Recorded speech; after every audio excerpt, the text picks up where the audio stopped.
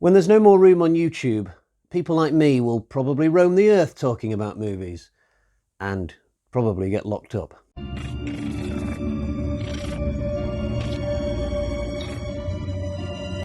Hi guys, so the other night I watched Dawn of the Dead again for the umpteenth time. There will be spoilers today, by the way. This film is old. I know that because it's older than me, and I know I'm getting old because I've got grey hairs starting to appear in various places on my head. This is a very, very special film for me. I'm not going to keep my cards close to my chest on that throughout this review. I first watched this in maybe 97 and it absolutely blew me away. It was one of those movies that you watch growing up where it just completely inspires you and you can't stop thinking about it in the days afterwards. In fact, I was so inspired by this film that I actually wrote a song about it, which is crazy looking back. I mean, I'm not even massively into music. I listen to the occasional movie soundtrack, but music in general, it just holds no interest for me, really. So, yeah, this film is absolutely something that I hold dear to my heart. It came out in 1978, which was the same year that the original Halloween came out in. So, horror fans in 1978 got two masterpiece movies in the same year. That must have been absolutely incredible. I mean, when I think how I'd feel if somebody came up to me right now and told me that I was going to see two brand new masterpiece horror movies in 2023, I'd be like, whoa, really? You know, I just wouldn't be able to believe it. I suspect that in reality, I won't even see one masterpiece horror film this year, not to sound cynical or anything. So the plot for this involves four specific characters who try and get away from the chaos of the zombie uprising. I think this is, you could call this a sidequel to Night of the Living Dead because both films sort of, they don't really interact in any way, but they both take place in Pennsylvania around about the time of the outbreak. Although I think Night of the Living Dead happens first. I always get the impression with Night of the Living Dead that it's happening on day one, whereas Dawn of the Dead is maybe happening on day three, because it feels like the characters in the radio station at the start of this second film, they've had maybe 48 hours to get used to the idea of zombies. But anyway, four of them steal a helicopter and fly anywhere really, just looking for a safe place to touch down. They come across an abandoned shopping mall, abandoned by humans at any rate. There's still zombies all over the place. And the main story for the rest of this film is these four characters just trying to clear this place of zombies, fortify it against possible raiders. This mall is the best location for a zombie film. I cannot think of anywhere in the world you could set a zombie film that would be better than this location. It's absolutely just frigging awesome. George Romero once again directs the movie. The four actors who play the main parts, I'm not that familiar with them. Apart from maybe Ken Foree, who would go on to be in like a Texas Chainsaw film and a Halloween film. The other three, I don't think I've seen in any other film apart from this one, but they're decent actors. All four performances here are pretty solid. Nobody has to go to any particular emotional depths, I'd say. The guy who plays Flyboy probably does the best work out of the four just because of how he is as a zombie. This one guy, his walk as a zombie near the end of the film is probably the best zombie walk I've ever seen. And I've seen a lot of zombie films throughout my life. But Peter is my favourite character overall because he's just this incredible brick shithouse wall of dependency. I just think he's absolutely awesome. He's the guy played by Ken Foree, and I think it's a shame actually that he doesn't reappear in Day of the Dead because he's just the most fantastic character. He's the glue that holds this group together.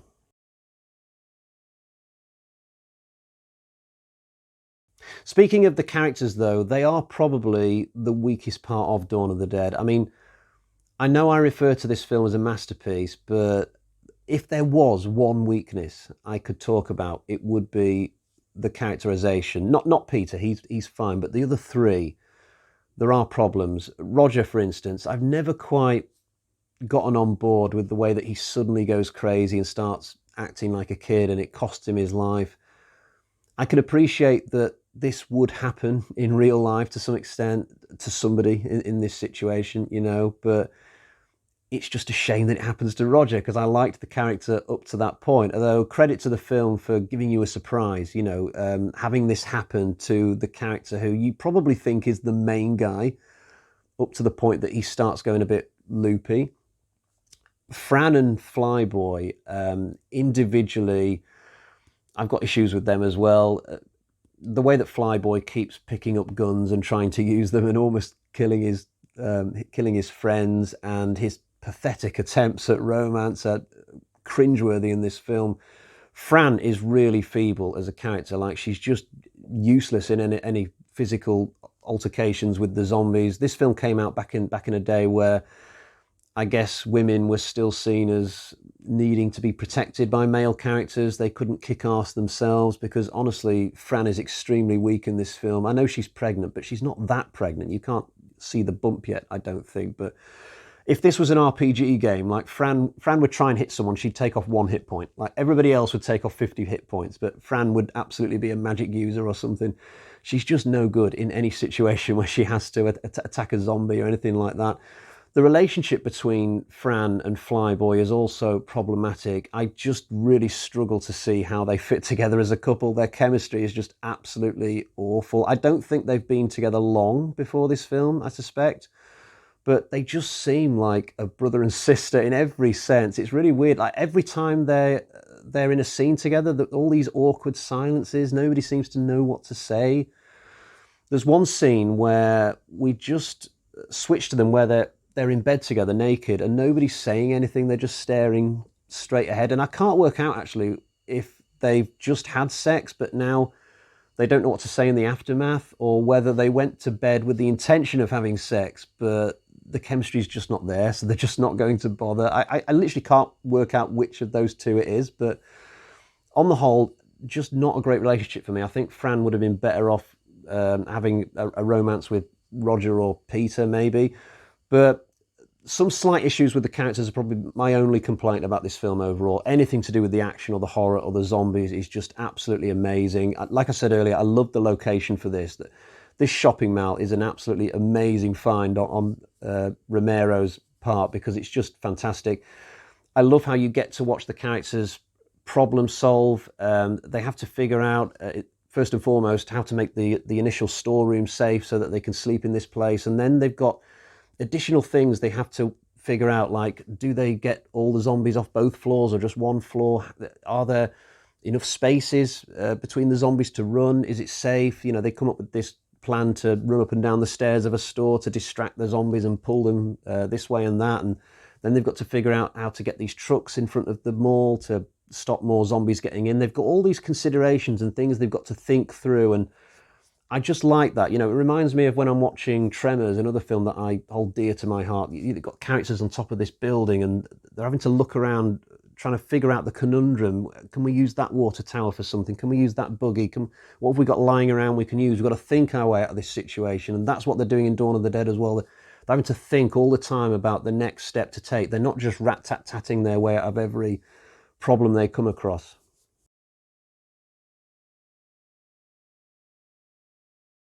The soundtrack is mostly pretty decent. I don't like the tune that plays when Peter's going up to the roof at the very end, but I love the supermarket ditty that plays. It's really corny, but it just fits this movie perfectly. I love it when it comes back on during the end credits when the zombies have reclaimed the mall. That's really cool.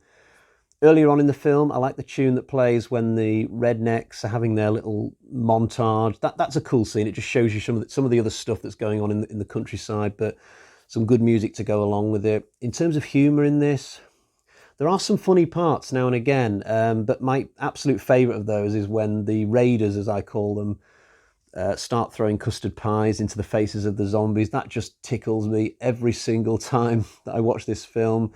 I should probably talk a little bit about the raiders, actually, although most people would probably refer to them as something different. You could call them the bikers, maybe, or whatever, the intruders, I don't know, the villains. These guys are just absolute arseholes. You can just count on other humans to ruin something that other humans have spent a lot of time setting up and building, and that's what happens in this movie. But the behavior of these guys is just crazy. They just go in and instead of trying to, get to know the four characters in the mall, they just go in and start smashing everything up and stealing stuff. Tom Savini plays one of the raiders. I love his introduction in this. He just sort of starts doing his moustache in his first scene, and it's really funny. But it's so satisfying getting to see Peter take this guy down. I also can't stand the guy with the Tommy gun, and I love seeing him die. You don't get to see the main leader of the Raiders die. He just kind of disappears from the movie, which is a shame. But you do get a few satisfying instances where some of the Raiders get eaten or shot, and it's really cool. Although I can't fathom what the guy on the arcade machine is doing. There's this one guy, he goes on this like machine thing. I don't think it's a game. It's like some kind of heart monitor tester thing, and he just goes on it when there's like zombies all over the place. He thinks this is the time to go on this machine. I guess maybe he's complacent and he thinks that because he's got so many buddies in the general area that they'll protect him somehow. But that's not what happens. He ends up just getting dragged off this machine by zombies. But what an odd risk to take in the middle of a situation like this. And we get to see other characters eaten during this scene. It's absolutely phenomenally good. I just love it when things start to go against the Raiders. In this film, but you get to see so many bits of strange behavior. Like there's one guy who steals a TV and his buddy's like, what are you doing? What are you going to watch on this TV? And there's another moment where a group of the Raiders start to steal pearls off one of the zombies.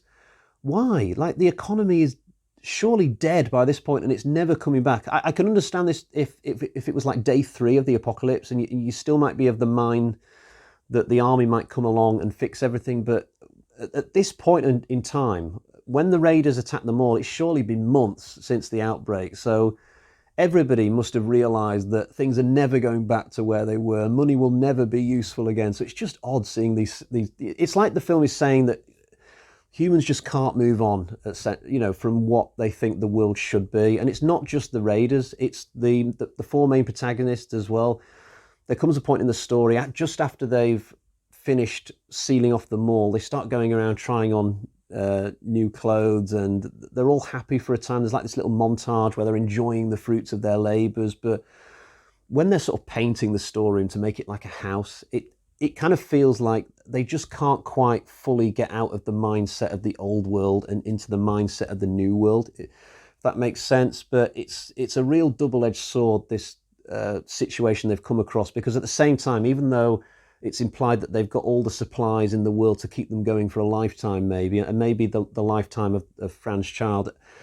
There's also a sense of, well, what do we do? We're not going to be stimulated. You can see it on their faces when they're enjoying the mall, that at the back of their minds, they're still thinking, well, we've got no challenge now. How do we keep going now mentally? There's just nothing left to do now aside from rot inside this place. But there's a few interesting philosophical things in this film that you can point to for discussion that go on.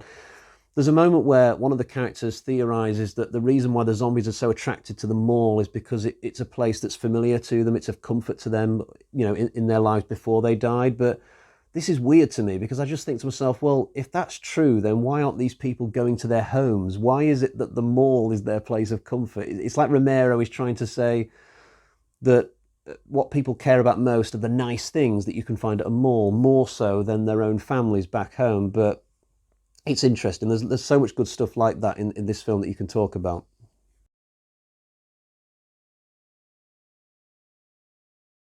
I'm going to move towards my wrap up now, but it did cross my mind to make this a longer review than normal because there's so much stuff in Dawn of the Dead that you could theoretically talk about. I didn't get around to talking about the apartment scene at the start with the crazy cop who hates Puerto Ricans. There's so much that goes on in that apartment block that you could start talking about. But overall, I love this film, whether it's zombies being headshotted or humans being eaten, or there's just so much to enjoy. It's 2 hours of just amazing fun, great action, horror, fantastic story, location. It is, for me, the best zombie film that has ever been made, and honestly, I don't see that ever changing. I will quickly show you the version of the film that I've got. Here is my DVD copy of Dawn of the Dead. Now, there is a more recent version that Second Sight have done, I think, which looks amazing. It's like maybe £25-30 to buy. It's got like 4 discs. It comes with the soundtrack. It's got endless amount of features, like maybe a 4K version of the film. I'm not sure. I just tend to prioritize buying films that I don't already own. Sometimes I really have to force myself to upgrade the same movie I've already got. I do it from time to time, but I haven't got around to upgrading this one. This copy I've had for maybe 20 years, honestly. In terms of features, it's actually pretty fantastic. It's got a documentary called The Dead Will Walk, which is 75 minutes long. I have watched it in the past, and it's very, very good. There are 2 audio commentaries on this disc. One by George Romero, one by Richard Rubinstein, one of the producers. I don't think I've listened to those, to be honest. There's also a few little smaller things like filmographies, biographies, radio spots, original reviews, photo gallery, trailers. Very, very packed DVD in terms of features. And I imagine that the second sight version has got all this stuff and a few more things as well on top of that. Sadly, when it comes to the picture, this version that I've got on DVD, it just doesn't quite cut the mustard anymore. Like, I used to really enjoy this copy and not even think about the picture, but this time around, when I put it on, I thought, ooh, this doesn't look very good anymore. You know how your eyes just start adjusting to HD television because we watch so much stuff nowadays, whether it's on streaming platforms or Blu-rays or whatever. Our eyes over time have sort of started to get used to a better quality of stuff, and because of that, when you come back to a DVD that you've not watched for a while, suddenly it just doesn't look as good as it used to look. And that was the case with me the other night with Dawn of the Dead. So I paused it and I thought to myself, is there a chance this film is on Amazon at the moment? Because I'm sure I spotted it on Amazon. I'm sure I did.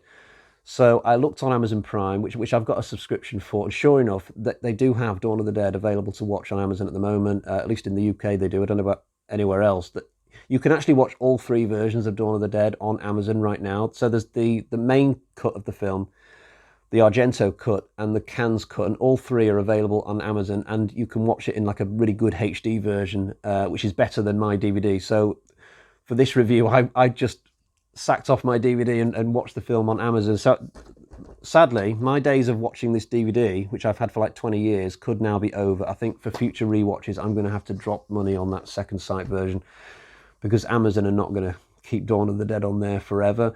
In terms of the different versions, I've never seen the Argento cut, which is the shortest cut. Now, normally I love Argento. I'm a big fan of his, honestly, but this is just not his material, ultimately. This is a Romero thing. I think he knows his zombies more than Argento. I haven't seen the Argento cut, but I know what it's about, and it doesn't sound appealing to me. I think it basically strips the film back into being a pure horror film. It takes out some of the more thought-provoking scenes. It takes out some of the downtime, things like, I imagine, like the main characters going into the bank and taking money out, and that kind of thing. I think Argento really peels it back, so it's more about the horror, and I think that's why you get a shorter runtime with that version. After that, you've got the main version, which I think, I used to think anyway, was the version I've been watching my entire life. I think that one's about 127 minutes. Yeah, well, that's what it says on here. But then there's the Cannes cut, which is 140 minutes. Now, the other night when I had the option of which to go for on Amazon, I chose the Cannes one because I thought, have I seen that one? If not, this could be interesting. 13 minutes of extra footage in one of my favourite films ever. I'm surprised I never tried to watch this earlier at some point. But, excuse me, to my surprise, when I watched the Cannes cut the other night, I did not notice a single thing that was different from the 127-minute cut. And I'm very familiar with this film. So I couldn't understand that. Like, with 13 minutes added on, you'd think I would notice one thing that was different or added, but I honestly didn't. So I'm a bit confused by that, honestly. Is it... I just don't understand the differences between the main cut and the Cannes cut and why I couldn't notice any differences. It's a little bit bizarre. I literally cannot explain that. But anyway, that is my copy of the film. Let's now find out what sort of score I'm going to give Dawn of the Dead. You probably already know. But let's see what we've got in here. So we've got 1, 2, 3, 4... struggling to hold them. 5 bloody axes out of 5. Masterpiece movie. It is not often I give a score like that. I'm going to guess off the top of my head there aren't more than about 25, 30 horror films in the world that I would give 5 out of 5 to. So very impressive, and I can't wait to come back and review Day of the Dead. So until next time, cheerio, bye-bye.